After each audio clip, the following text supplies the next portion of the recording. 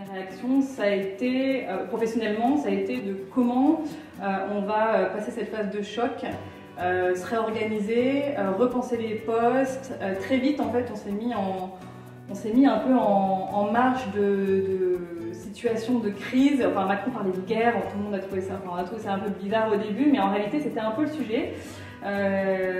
Parce qu'effectivement, le 16 mars à l'annonce du confinement, le 17 à midi, avec une heure comme ça bien précise en plein milieu de la journée, c'est un choc. À l'annonce du confinement, enfin le mardi 17, j'ai eu une espèce de groupe de volontaires qui s'est mis autour du bureau, des bureaux du standard téléphonique, et ensemble, en fait, on a littéralement appelé les clients, appelé chaque salarié pour pour demander déjà comment chacun souhaitait un petit peu se réorganiser par rapport à personnellement, et on a rescindé en l'espace de quelques heures toutes les équipes, on a replanifié, on a déplanifié pour replanifier, et on a remis je pense en l'après-midi, une matinée, on a déplanifié pour reconstruire très vite en fait et maintenir un certain nombre d'activités. Mais c'est vrai qu'on s'est aperçu rapidement quand même qu'il y avait un groupe de personnes qui pouvaient ni télétravailler, ni continuer à fournir un travail en toute sécurité, et que ces personnes-là ont du coup été instantanément arrêtées et placées en activité partielle. Mon mari n'est pas français, et la crise sanitaire avait commencé dans son pays, où son père est aussi chef d'entreprise, et ils ont très vite eu une façon de gérer la crise un peu à la suédoise, où l'État a surtout recommandé aux gens de faire attention, etc., de se réorganiser au niveau du travail pour pas trop pénaliser l'économie. Ce qui fait qu'en fait très vite on s'est dit comment on va réussir à mettre en œuvre une activité minimum pour continuer à pouvoir offrir un service client, parce qu'il y a quand même une demande de clients, faire travailler des salariés qui mine de rien étaient quand même en demande de travail. Il y a eu quand même une peur de rester chez soi et de se retrouver sans travail. Alors il y a les cas des salariés qui avaient des enfants, je pense que pour les familles ça a été vécu de façon très différente, de garde d'enfants, et puis le risque sanitaire aussi d'exposer les enfants.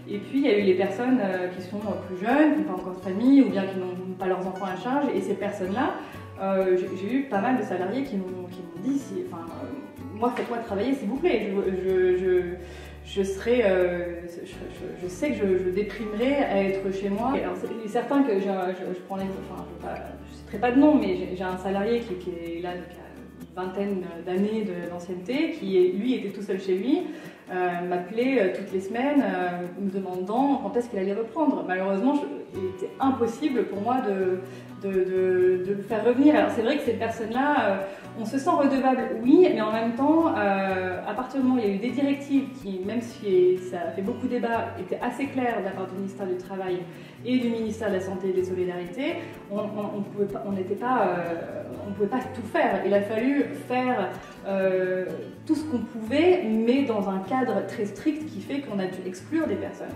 Donc je me suis sentie redevable, j'ai tout fait pour les réintégrer rapidement.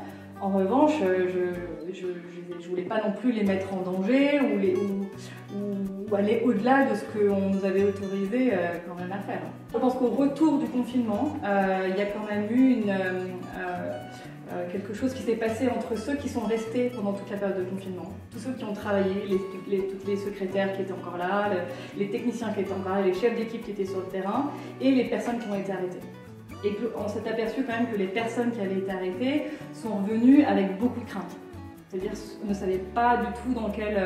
avaient plus de peur quasiment de leur environnement et du virus et de tout ça que les personnes qui avaient continué à travailler et qui avaient rationalisé qui avaient beaucoup plus rationalisé la crise sanitaire. Donc en fait il y a eu un moment, ce clivage entre ces deux équipes, mais finalement au fil de l'eau commence à se diluer. Les forces pour réagir, c'est l'entreprise qui nous la donne. Enfin, c'était le fait d'avoir, sur le moment, en fait, quand à l'annonce, les salariés se sont regroupés, on s'est très vite constitué un petit groupe de personnes quand on a repensé l'activité. Enfin, moi, quand j'ai vu la volonté avec laquelle les gens se sont dit bah, attends, moi je peux partir en télétravail, je prends carrément mon ordi, c'est pas grave si c'est pas configuré en VPN pour prendre la main à distance, je prends le poste, j'emmène à la maison et puis je travaillerai de la maison comme ça. Et puis en fait, il y a eu énormément de bonne volonté qui font qu'on a envie dans ces moments-là de tout faire pour aider l'entreprise. Je sais pas, il y a quelque chose de... On est un peu transporté, je trouve, par notre propre culture d'entreprise. Enfin, j'ai envie de dire, je sais, c'est pas... voilà, et puis la force, je pense qu'il y a une question de personnalité aussi qui fait qu'on a des... Enfin, en tant que dirigeant, on se doit aussi d'être un peu le capitaine du bateau, de garder la tête froide, d'être le relais un petit peu gouvernemental aussi, avec tout ce qui se dit et tout ce qui a pu se dire sur cette crise. On a admis qu'il pouvait y avoir des bas, on a admis qu'il pouvait y avoir des personnes qui avaient peur pour leur santé, on a admis qu'il y avait des personnes qui avaient besoin d'aller garder leurs enfants. Voilà. En fait, on a laissé chacun, je pense, s'exprimer parce que c'était très important, vu que c'est quand même une crise ultra anxiogène, je trouve, d'avoir laissé la liberté de parole un peu à chacun. Mais ce qui a permis aussi de rassurer, je pense, pas mal les salariés qui se sont dit on nous écoute, on sait que moi j'ai peur, je garde mon masque, et d'autres qui n'avaient pas du tout la même conscience par rapport à leur santé. Après, je sais pas, il y a eu un gros travail d'écoute et en même temps, je sais pas, c'est une responsabilité sociale. Et puis je pense qu'on a été, enfin, en tout cas nous, on a été très très entourés par nos cabinets. On a un cabinet en droit du travail qui nous accompagne énormément. On a un cabinet d'experts comptables, etc., qui nous aidait finalement dans notre bench, dans notre veille juridique et légale sur le travail, quelque part qui nous confortait dans les décisions, parce qu'on a beaucoup d'intuition à ce moment-là. On se dit, est-ce que je peux faire ça, je lis ce texte-là, est-ce que je l'interprète bien, etc. Mais finalement, ces piliers qu'on a autour de soi nous permettent de nous conforter dans nos décisions et nous permettent d'avancer avec un peu plus de certitude.